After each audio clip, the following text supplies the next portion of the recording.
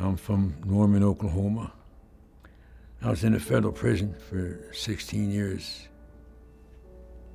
And when I got out, I thought I could still hold my liquor, but I couldn't.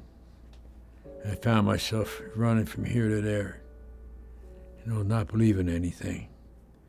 My parole officer and some other people said, yeah, you gotta stop. You gotta stop. So they brought me here.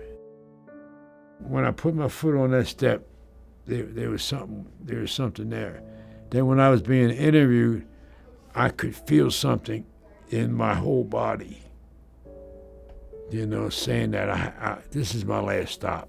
I ain't gonna do this no. I can't do it. I can't abuse my body anymore, in my mind and all. I can't abuse it no more. So I just gave all that I had to God. I just said, help me. You gotta help me. Hear my prayers, please. And He did.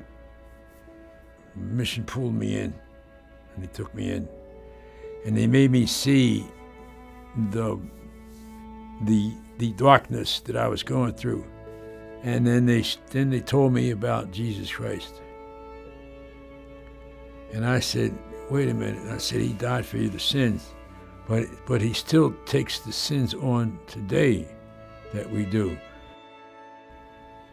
I pray every morning. I pray in the evening, and when I'm outside, I look up and I see the clouds, and I say that a Creator made all this, the clouds, the little ants on the ground, the birds and all, so He must be a very beautiful person, very, very powerful person.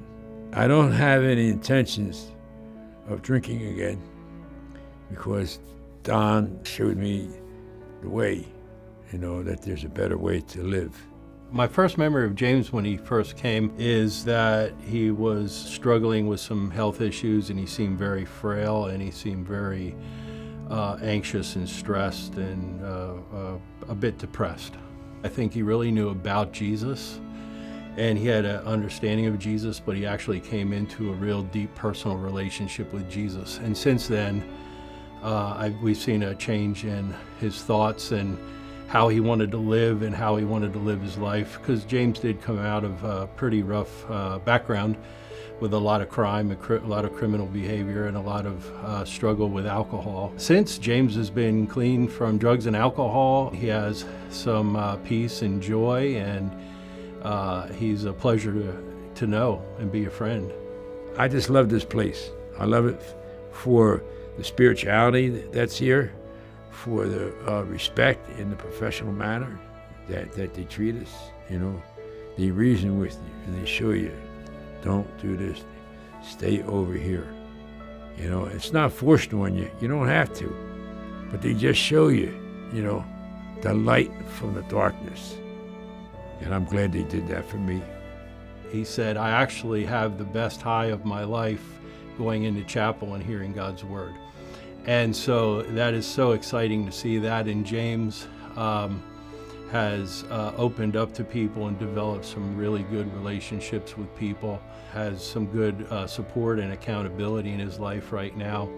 And he's you can definitely see the new life of Christ in him, with the peace he has in his life and the direction he has in his life.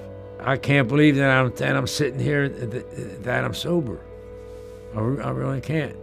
Because they gave me something to look forward to instead of going, the opposite direction.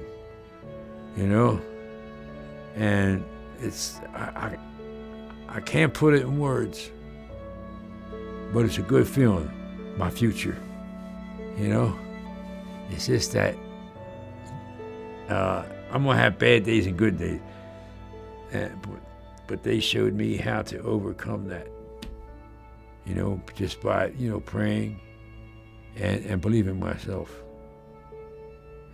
Don Knox is a good man. He's a brother to me. I got to make him some fry bread for him and his wife.